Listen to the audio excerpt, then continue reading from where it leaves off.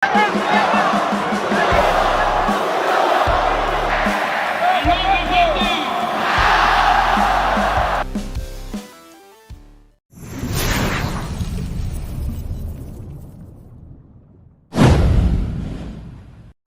diperkenalkan di GBLA.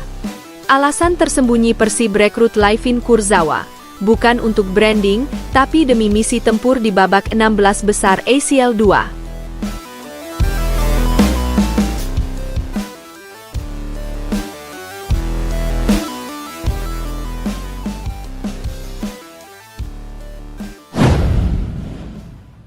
Stadion Gelora Bandung Lautan Api, GBLA, bergemuruh pada hari perkenalan resmi Layvin Kurzawa sebagai pemain anyar Persib Bandung. Ribuan bobotoh memadati tribun, menciptakan lautan biru yang seolah menelan rumput stadion. Namun di balik gegap gempita itu, tersimpan sebuah narasi yang jauh lebih dalam daripada sekadar transfer besar atau manuver pencitraan klub. Rekrutmen Layvin Kurzawa bukan tentang jualan nama, bukan pula sekadar gebrakan marketing. Ini adalah bagian dari rencana tempur Persib Bandung, sebuah misi serius untuk menembus babak 16 besar AFC Champions League 2 ACL 2. GBLA jadi saksi, lebih dari sekadar perkenalan. Prosesi perkenalan Layvin Kurzawa di GBLA berlangsung megah, tetapi tertata. Tidak ada kesan seremonial berlebihan tanpa makna. Dari susunan acara, pidato manajemen, hingga gestur Bojan Hodak yang berdiri tepat di samping Kurzawa, semuanya memancarkan pesan tegas. Persib sedang mempersiapkan perang. Kurzawa melangkah ke tengah lapangan dengan jersey biru kebanggaan Maung Bandung. Bukan senyum selebritas yang ditampilkan, melainkan ekspresi fokus. Ia melambaikan tangan singkat ke arah tribun, lalu menepuk lambang Persib di dadanya. Gestur sederhana itu langsung memicu gemuruh bobotoh. Membongkar alasan sebenarnya, mengapa Kurzawa? Banyak yang bertanya, mengapa Persib memilih Layvin Kurzawa, bek kiri berpengalaman Eropa, di usia yang tidak lagi muda. Jawabannya bukan karena nama besar, melainkan karena profil taktis. Kurzawa adalah tipe bek yang sudah terbiasa dengan tekanan laga besar. Ia pernah merasakan atmosfer Liga Champions Eropa, Ligue 1 Prancis, hingga laga-laga dengan intensitas tinggi bersama PSG. Pengalaman inilah yang dibutuhkan Persib saat melangkah ke fase gugur ACL 2, di mana detail kecil bisa menentukan hidup mati sebuah tim. Manajemen Persib menilai bahwa kompetisi Asia tidak bisa dihadapi hanya dengan semangat dan talenta lokal. Diperlukan pemain yang mampu membaca tempo, menjaga konsentrasi, dan memimpin lini belakang dalam situasi tertekan. Bukan branding, tapi blueprint taktik. Jika tujuan Persib hanya branding, mereka bisa memilih pemain ofensif dengan daya jual lebih tinggi. Namun pilihan jatuh pada bek kiri. Ini menegaskan bahwa Persib sedang membangun blueprint taktik, bukan poster promosi. Dalam skema Bojan Hodak, bek kiri memegang peran vital, menjaga keseimbangan antara bertahan dan menyerang. Kurzawa dikenal sebagai bek yang agresif naik membantu serangan, tetapi juga disiplin saat transisi bertahan. Di ACL 2, Persib akan menghadapi tim-tim dengan sayap cepat dan serangan balik mematikan. Kurzawa diproyeksikan sebagai solusi untuk meredam ancaman tersebut. Analisis taktis, peran Kurzawa di babak 16 besar ACL 2. Bojan Hodak tidak menutup-nutupi rencananya. Dalam konferensi pers, ia menegaskan bahwa Kurzawa direkrut untuk laga-laga tertentu, terutama di fase gugur.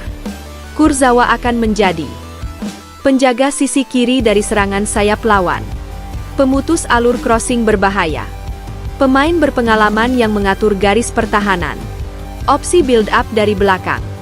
Pengalaman Kurzawa di level tertinggi membuatnya piawai membaca pergerakan lawan bahkan sebelum bola dikirim. Dampak psikologis bagi skuad Persib. Kehadiran Kurzawa tidak hanya berdampak di atas lapangan. Di ruang ganti, ia membawa aura profesionalisme Eropa. Pemain muda Persib disebut-sebut terkesima melihat bagaimana Kurzawa mempersiapkan diri sebelum latihan. Pemanasan detail, komunikasi intens, dan fokus tinggi. Beberapa sumber internal menyebutkan bahwa standar latihan Persib naik sejak Kurzawa bergabung. Ia sering memberi arahan kepada pemain lain tanpa perlu diminta pelatih. Pesan tersirat untuk lawan di Asia. Transfer Kurzawa adalah sinyal keras bagi klub-klub Asia. Persib tidak datang sebagai pelengkap.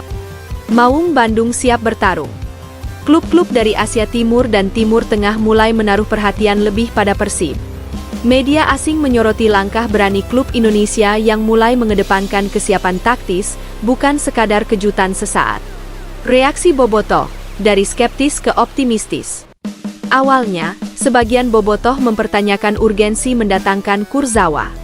Namun setelah perkenalan di GBLA dan penjelasan visi klub, sentimen berubah. Media sosial dipenuhi narasi baru. Persib sedang serius menargetkan prestasi Asia. Kurzawa dipandang sebagai potongan puzzle yang selama ini hilang. Kombinasi dengan pemain kunci lain. Kurzawa tidak datang sendirian dalam proyek besar ini. Ia akan berkolaborasi dengan pemain-pemain kunci Persib di lini belakang dan tengah. Kombinasi pengalaman Eropa dan semangat lokal diharapkan menciptakan keseimbangan ideal. Jalan terjal menuju babak 16 besar. Persib sadar bahwa nama besar tidak menjamin kemenangan. ACL 2 adalah kompetisi kejam. Namun dengan Kurzawa, Persib merasa memiliki senjata tambahan untuk menghadapi tekanan. Targetnya jelas. Lolos dari fase grup dan tampil disiplin di babak gugur. Penutup, transfer yang bicara lewat aksi. Laifin Kurzawa bukan rekrutan untuk baliho. Ia adalah rekrutan untuk duel, tackle, dan keputusan penting di menit-menit krusial. GBLA telah menjadi saksi awal dari misi tempur Persib Bandung. Kini, lapangan Asia akan menjadi panggung pembuktian. Persib tidak lagi bermimpi. Mereka sedang bersiap bertarung. Stadion Gelora Bandung Lautan Api, GBLA, bergemuruh pada hari perkenalan resmi Laifin Kurzawa sebagai pemain anyar Persib Bandung. Ribuan bobotoh memadati tribun, menciptakan lautan biru yang seolah menelan rumput stadion. Namun di balik gegap gempita itu, tersimpan sebuah narasi yang jauh lebih dalam daripada sekadar transfer besar atau manuver pencitraan klub. Rekrutmen Laifin Kurzawa bukan tentang jualan nama, bukan pula sekadar gebrakan marketing. Ini adalah bagian dari rencana tempur Persib Bandung, sebuah misi serius untuk menembus babak 16 besar AFC Champions League 2 ACL 2. GBLA jadi saksi, lebih dari sekadar perkenalan. Prosesi perkenalan Laifin Kurzawa di GBLA berlangsung megah, tetapi tertata. Tidak ada kesan seremonial berlebihan tanpa makna. Dari susunan acara, pidato manajemen, hingga gestur Bojan Hodak yang berdiri tepat di samping Kurzawa, semuanya memancarkan pesan tegas. Persib sedang mempersiapkan perang. Kurzawa melangkah ke tengah lapangan dengan jersey biru kebanggaan Maung Bandung. Bukan senyum selebritas yang ditampilkan, melainkan ekspresi fokus. Ia melambaikan tangan singkat ke arah tribun, lalu menepuk lambang Persib di dadanya. Gestur sederhana itu langsung memicu gemuruh bobotoh. Membongkar alasan sebenarnya, mengapa Kurzawa? Banyak yang bertanya, mengapa Persib memilih Laifin Kurzawa, bek kiri berpengalaman Eropa, di usia yang tidak lagi muda?